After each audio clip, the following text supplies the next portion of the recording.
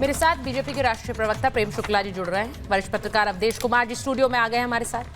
Samajwadi party के प्रवक्ता फराज किदवई साहब हमारे साथ जुड़ रहे हैं। शिवसेना उद्धव गुट के नेता संजय गुप्ता जी जुड़ रहे हैं। अजय वर्मा जी कांग्रेस के नेता है। बहुत बहुत धन्यवाद आप सभी का महाभारत में जुड़ने के लिए। पर बड़ा इंटरेस्टिंग है, मैं ये नहीं कह रही हूँ एग्जिट पोल्स पर भरोसा करिए भाई। हरियाणा के बाद तो मुझे नहीं लगता है कि कोई भी यहाँ बैठा हुआ कहेगा कि एग्जिट पोल्स ही एग्जैक्ट पोल्स हैं। लेकिन इसी के साथ साथ अभी सरकार तो बनी नहीं है संजय गुप्ता जी, वहां पर लड़ाई शुरू हो गई है। लड़ाई शुरू हो गई कि सीएम कौन बनेगा। नाना पटोले जी कह रहे हैं कांग्रेस का होगा, तो संजय राउत जी कह रहे हैं ऐसा बिल्कुल स्वीकार नहीं करेंगे। देखिए, सबसे पहले तो मैं समाजवादी पार्टी के लिए कहना चाहूंगा, जो कभी किसी के दोस्त हुए ना दुश्मन हुए, और जिस तरह से अखिलेश यादव जी ने जो ट्वीट किया और जो वीडियो दिखाई अधूरी और दिखा दिया कि पत्थरबाज किस तरह से काम कर रहे हैं, तो मुझे लगता है कि इस तरह की पॉलिटिकल पार्टियों के रजिस्ट्रेशन कैंसिल होने चाहिए और इनके एमपी एमएलए डिस्क्वालीफाई होने चाहिए। जिसकी पार्टी का अध्यक्ष, क्या मैं सही सुन रही हूँ? आप समाजवादी पार्टी के ऊपर हमला बोल रहे हैं?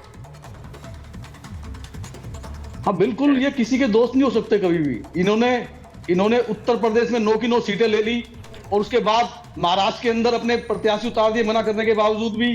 5-7 में से 5 सीटें ऐसी हैं जिनमें हम आमने सामने लड़ रहे हैं। हम तो दरार सोच रहे थे सीएम पद को लेकर ही है। यहाँ तो कुछ और ही कलई खुल रही है भाई। यहाँ तो कुछ और ही नाराजगी सामने। प्रेम शुक्ला जी, क्या हो रहा है? का क्या लेना देना था, आप मुझे बताइए, क्या दिखाना चाह रहे थे ये?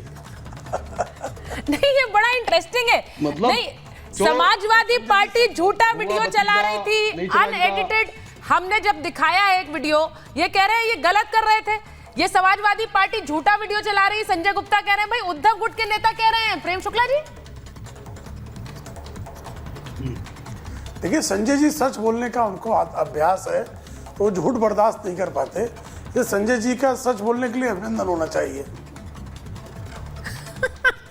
नहीं, आप ये देखिए, अब प्रेम शुक्ला जी भी पहली बार देख रही हूँ मैं, तो उन्हें भी थोड़ा सा समझ नहीं आ रहा आगे क्या बोलूं, क्योंकि वो भी हैरान है आपके इस बयान से। आप परिणाम के बाद के समीकरण की ओर क्यों नहीं देख रही हो? आप यहीं खड़े हो। अभी महाराष्ट्र के परिणाम के बाद आने वाले लोकसभा चुनाव तक अभी महाराष्ट्र के समीकरण में क्या बदलाव होगा, इसके संकेत आपको मिलने लगना चाहिए। बयानों से क्या होना है, क्योंकि महाराष्ट्र की राजनीति, मैंने आपके भी टेलीविजन पर कहा है कि संक्रमणकालीन है।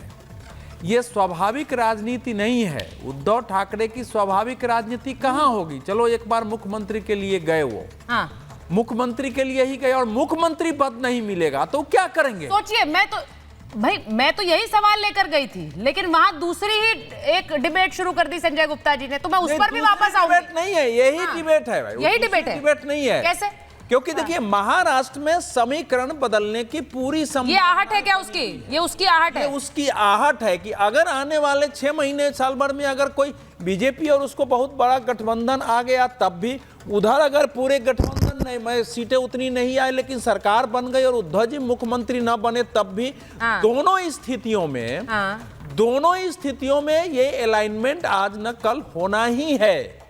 नहीं, ये बड़ा इंटरेस्टिंग है। प्रेम शुक्ला जी, आप लोगों का साथ उद्धव ठाकरे ने इसीलिए छोड़ा कि सीएम पद शिवसेना को चाहिए था उस समय।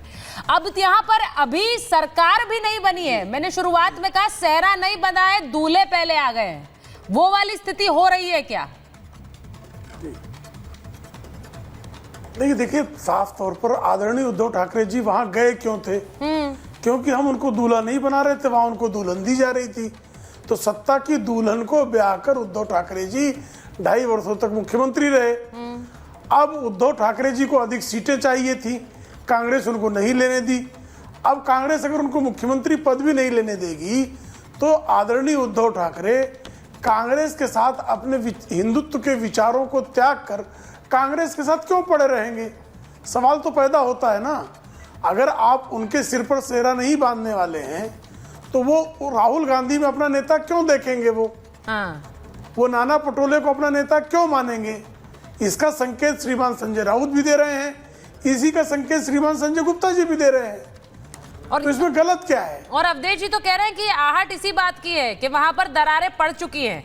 वहां दरारें पड़ चुकी है, क्योंकि अखिलेश जी ने तो मुझे याद है महाराष्ट्र के लिए वोट अपील की थी कि यूपी उपचुनाव छोड़कर वो महाराष्ट्र के लिए वोट अपील कर रहे थे कि वहां जाएं और महाविकास आघाड़ी और इंडी गठबंधन को आप विजयी बनाएं, लेकिन यहां उल्टा हो रहा है। यहां पर अब संजय गुप्ता जी कह रहे हैं समाजवादी पार्टी बिल्कुल झूठी पार्टी, इनका रजिस्ट्रेशन कैंसिल हो जाना चाहिए। फराज किदवई साहब, आपका समय आ गया इस पर रिएक्ट करने का। वीडियो आपने देखा। सुचारिता जी, हाँ। सबसे पहले तो बात कर लें एग्जिट पोल की, जिससे आपने शुरुआत की। ठीक है। आपने 3 इडियट्स पिक्चर देखी है? बस हाँ ना में जवाब दे दिएगा। जी जी बिल्कुल देखिए, आगे बताइए। अच्छा ठीक है। तो अभी बहुत दूल्हा का जिक्र हुआ, तो हमारे यहाँ उत्तर प्रदेश में शादी से पहले मंगनी होती है, उसको पंजाब वगैरह में रोका भी बोला जाता है। हाँ। तो एक बड़े अच्छे शायर हैं, उनसे आज एग्जिट पोल के ऊपर बात हो रही थी, तो उन्होंने 2 लाइनें मुझे सुना दी। 3 इडियट्स पे मैं बाद आऊंगा। उन्होंने कहा, ज्यादा खुश नहीं होना, इसे भी याद रखना, ये एग्जिट पोल मंगनी है, शादी नहीं है। अब मैंने 3 इडियट्स का जिक्र इसलिए किया कि आपको याद होगा कि पिक्चर जब बिल्कुल लास्ट में चल रही थी, तो दूल्हा जो है वो ऊपर शेरवानी पर प्रेस करते रह गए और दुल्हन को फुंगसुक वांगलू जो है वो लेकर के अपने साथ चला गया। तो ये दुल्हन जो है ये इंडिया अलायंस के साथ ही आएगी सुचारिता जी, इसमें कहीं कोई इफ्स एंड बट्स नहीं है। अब रही बात संजय गुप्ता जी की, हमारे बहुत अच्छे भाई हैं ये, लेकिन इनकी बातों को फिलहाल पिछले 20-25 दिन से जनता सीरियसली नहीं ले रही है, क्योंकि इनका जो स्टैंड है वो शिवसेना उद्धव ठाकरे जी का स्टैंड बिल्कुल नहीं है। अब ये ऐसा क्यों करते हैं, इसका क्या रीजन है? ये अपनी टीआरपी के लिए हमारे भाई करते हैं या क्या है, ये यही बताएंगे। लेकिन सुचारिता जी, आपके कृत्य ऐसे, मैं आपको बताऊं कि कल जो उत्तर प्रदेश में हुआ, अब मुझे लगता है देखिए आपके भी जवाब के 2 हिस्से हैं, तो उसे एक एक करके देखते हैं। आपने कहा कि आमिर खान तो आप ही बनने वाले हैं, यही कह रहे हैं आप। आमिर खान तो आप ही बनने वाले, प्रेम शुक्ला जी का चांस नहीं है, मतलब बीजेपी का चांस नहीं है, ये आप कह रहे हैं। तो दूसरी बात ये कि अगर एग्जिट पोल्स की प्रेम शुक्ला जी सुनिए, हाँ बोलिए बोलिए। इनकी बात का जवाब देना चाहता हूँ मैं। नहीं संजय गुप्ता जी, मैं आपके पास आ रही हूँ। प्रेम शुक्ला जी शेरवानी पे प्रेस कर रहे हैं। अच्छा, शेरवानी में प्रेस कर रहे हैं।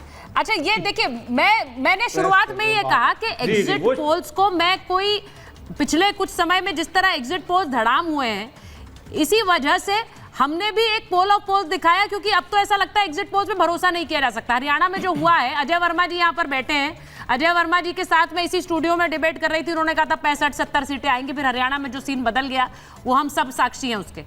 महाराष्ट्र में अगर सरकार बनती भी है, मैं तो कह रही हूं, अगर एग्जिट पोल नहीं दिखा रहे, लेकिन अगर महाविकास आघाड़ी की सरकार बनती है तो सीएम किसका होगा अजय वर्मा जी, कांग्रेस का या उद्धव ठाकरे? आप सीएम पे अटक गई हैं। हमारे तीनों में हाँ। हमारी जो महाविकास आघाड़ी का ग्रुप है, जो हमारे लोग हैं, जो देवतुल्य वोटर महाराष्ट्र कर रहे हैं, ये महाभ्रष्ट युति के तरह नहीं है कि मोडानी के लोगों को 1500 एकड़ जमीन धारनी में दे दी और अब आज एक गिरफ्तारी के वारंट आए तो सबसे पहले तो गिरफ्तार करो।